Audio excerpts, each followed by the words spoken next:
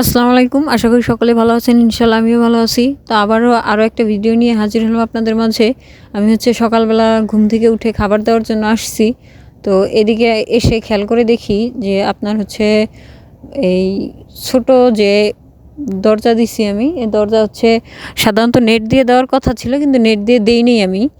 আর এদিকে আমি কার্টুন দিয়ে দিছিলাম। তারপর চিন্তা করলাম যে কার্টুন দিয়ে আসে যেহেতু কয়েকদিন চলতেছে, চলুক, পরবর্তীতে নেট এনে তারপর আমি নেট দিয়ে দেওয়ার চেষ্টা করব। তো এদিকে ছোটো বাচ্চাগুলো একেবারেই এত দুষ্ট, এই কার্টুনগুলো সারা রাতই আমার মনে হয় ঠোকর দিয়ে দিয়ে খেয়ে খেয়ে একেবারেই অবস্থা খারাপ করে দিছে। এটা ঠিক না করলেই নয়।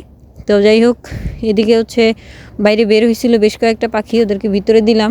তো এদের গ্রোথটা আমি আনার জন্য যথেষ্ট পরিমাণে চেষ্টা করতেছি, কারণ এদের বয়স অনুযায়ী এখন ডিম দেওয়া শুরু করার কথা ছিল। কিন্তু ওই যে মাঝখানে যে পাখি নিয়ে আসছে, আমি পাখি 100% মহিলাই দিছে। আপনার আজকে আমি কয়েক পিস পাখি শুধু পুরুষ পাইলাম। তো ওটা কোনো ব্যাপার না, কারণ আপনি যেখান থেকেই আনেন না কেন 1 পিস 2 পিস থাকবে, এটা স্বাভাবিক, আমি এটা মেনে নিছি, এটা কোনো ব্যাপার না। তো যাই হোক, এদিকে যে পাখি মানে এক কথায় আমার গ্রোথটা যত তাড়াতাড়ি সম্ভব, মানে ডিমের জন্য গ্রোথটা তৈরি করতে হবে। কারণ এদিকে যে পাখি 35 পিস আমি 35 দিন বয়সের যে পাখিগুলো নিয়ে আসছিলাম 60 পিস, আলহামদুলিল্লাহ এই 60 পিস পাখি মনে করেন মোটামুটি ডিম দিচ্ছে। তো 3 দিন 4 দিন থেকে রানিং হয়ে গেছে ডিম দেওয়া। এদের মোটামুটি ডিমের সাইজ আলহামদুলিল্লাহ ভালো, আমি আপনাদেরকে ভিডিওতে দেখাবো। তো মাশাআল্লাহ সাইজ অনেক ভালো। তো এইদিকে খাবারের পটে খাবার ছিল। তো কালকে বৃষ্টি হয়েছে, বৃষ্টি হওয়ার কারণে কারেন্ট ছিল না। আমি ভাবছিলাম সব খাবার হয়তো খাবে, তো কিছু কিছু খাবার নষ্ট করছে। সেটা যে আপনার টয়লেট দিয়ে ভরে গেছে। তো আমি চিন্তা করলাম যে এই খাবারটা তো নষ্ট করা যাবে না, উপর থেকে টয়লেটগুলো ফেলে দিয়ে এই খাবারটাতে আবার নতুন করে খাবার একটু যদি মিক্সড করে দিই, তাহলে দেখা যাচ্ছে বাকি খাবারগুলো হয়তো খেয়ে ফেলবে।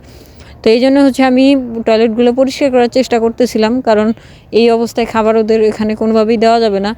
আর এটা খাবারের পটগুলো আপনারা দেখতেছেন অতিরিক্ত নোংরা হয়ে গেছে। আমি কিন্তু কিছুদিন আগেই খাবারের পটগুলো পরিষ্কার করে একেবারে রোদ দিয়ে শুকাইছি। আর এদিকে আমি খাবার আবার ধুয়ে আবার পরিষ্কার করব। কারণ কি যে এখানে আপনি যতই ধন না কেন, যতই পরিষ্কার করে দেন না কেন, তারপরেও দেখা যাচ্ছে যে 1 দিন 2 দিন, বড় জোর 3 দিন এরকম হয়তো একটু ভালো থাকবে, পরে আবার ওই সেম আগের অবস্থাতেই ফিরে যাবে। তো যাই হোক, আমি এগুলো পরিষ্কার করার উদ্দেশ্য ছিল আমার একটা, সেটা যে যেন জীবাণুটা অন্ততপক্ষে বিনাশ করতে পারি, আমি জীবাণুটা যেন কম হয়ে থাকে। তো আর এদিকে যে ডিম মোটামুটি আমি 5 দিনে 250 প্লাস ডিম পাইছি আমি আলহামদুলিল্লাহ। তো এই 250 ডিম আমি আগামীকালকে বিক্রি করে দিব। আর এদিকে খাবার দেওয়ার জন্য গিয়েছিলাম আমি, হয়তো খাবার দিতে একটু দেরি হয়ে গেছে, কারেন্ট ছিল না, এই জন্যে এত পরিমাণে টুকরি করে আমার হাতের অবস্থায় পুরা বাজে অবস্থা করে দিছে। তো হাতে একটা লম্বা দাগ হয়ে গেছে, লালচে দাগ হয়ে গেছে। এই দাগটা খুবই মারাত্মক একটা দাগ হয়ে গেছে। তো যাই হোক, এদিকে আমি খাবার দিয়ে চেক করতেছিলাম কোনো পাখি কোনো ধরনের কোনো অসুস্থ হইলো কিনা, কারণ আবহাওয়া কালকে ঠান্ডা ছিল, এই জন্য আমি একটু ভয় পাইছিলাম যে আবহাওয়া ঠান্ডা থাকলে কোনো ধরনের কোনো সমস্যা হবে কিনা। তো এদিকে মার্শাল্লাহ কোনো ধরনের কোনো সমস্যা আমি পাই নাই, আলহামদুলিল্লাহ মোটামুটি সব পাখিগুলোই ভালো আছে। আর আমি পরে যে পাখিগুলো নিয়ে আসছি, যে 60 পিস পাখি 35 দিন বয়সী, এখানে একটা পুরুষ পাখিও পাই নাই আমি, আলহামদুলিল্লাহ মার্শাল্লাহ। ভাইয়া যে পাখি দিছে 100% মহিলা পাখি দিছে। এবং যে এখানে একটা কথা হলো কি, সেটা এখানে আপনারা বলতে পারেন যে এখানে তো জাপানি জাতের পাখির চেয়ে হাইব্রিড পাখি বেশি। তো আমি ইচ্ছা করে হাইব্রিড নিছি, কারণ হাইব্রিড পাখিগুলো দেখতে খুবই ভালো দেখা যায়, এই জন্যই নেওয়া। তো 100 পিস নেওয়ার পরে ভাইয়াকে বললাম যে ভাইয়া ওই বাকি 60 পিস আবার কি করবেন? তো ভাইয়া বলতেছে যে সমস্যা নেই, আমি রাখলাম, বিক্রি করে দিব। তো আমি বললাম বিক্রি করার দরকার নেই, আমাকে দিয়ে দেন, আমি নিয়ে যাব। তো ভাইয়া বললো আচ্ছা ঠিক আছে নিয়ে যাও, সমস্যা নেই। তো এই হাইব্রিড পাখিগুলো একটু খাবার বেশি খায়, কিন্তু ডিম দেয়, ঠিক আছে। আর এদের দেখতে মোটামুটি অনেক সুন্দর দেখা যায়।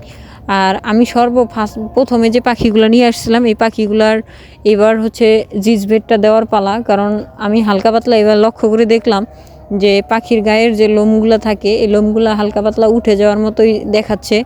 এই জন্য আমি চিন্তা করে দেখলাম যে না, এদের এবার জিজভেটটা দেওয়া দরকার, কারণ দিলে হয়তো শারীরিক যে গঠনটা সেটাও মোটামুটি ঠিক হয়ে যাবে, এবং লোম যে উঠে যাওয়ার একটা চিন্তাভাবনা আছে, এইটা হয়তো একটু কম উঠবে। তো যাই হোক, আগামীকাল রাত থেকে আমি জিজভেটটা দিব। আর এই যে এই পাখিগুলো যেগুলো আমি দেখাইতেছি এখানে, এই পাখিগুলো আমি পরবর্তীতে হচ্ছে পরে নিয়ে আসছি।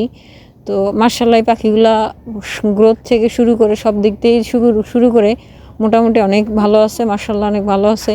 আর আমি ভালো কথাটা বলতেও চাই না, কারণ হচ্ছে কি যে ভালো বলতে গেলে আমার একদিন আমি খেয়াল করে দেখছি যে ভালো কথাটা বললেই আপনার একটা না দুইটা পাখি অসুস্থ হয়ে যায়, মারা যায় বা ঝিম ধরে থাকে।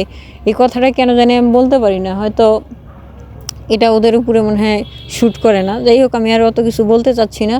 তো আপনারা সকলে ভালো থাকবেন, সুস্থ থাকবেন এবং বেশি বেশি করে আমাকে সাপোর্ট করবেন, আমার জন্য দোয়া করবেন, আমি যেন সামনের দিকে এগিয়ে যেতে পারি এবং আপনারা আমার পাশে থাকবেন এবং আমিও যেন আপনাদের পাশে থাকতে পারি, এতটুকুই চাওয়া পাওয়া। তো আস্তে আস্তে মোটামুটি আশা করা যায় আমি মানে কিছু একটা করতে পারবো। আর এই সাপোর্টটা সম্পূর্ণই হচ্ছে আপনাদের উপর ডিপেন্ড করবে। আপনারা বেশি করে আমাকে উৎসাহিত করবেন, সাপোর্ট করবেন, এতে করে আমি খুবই খুশি হব।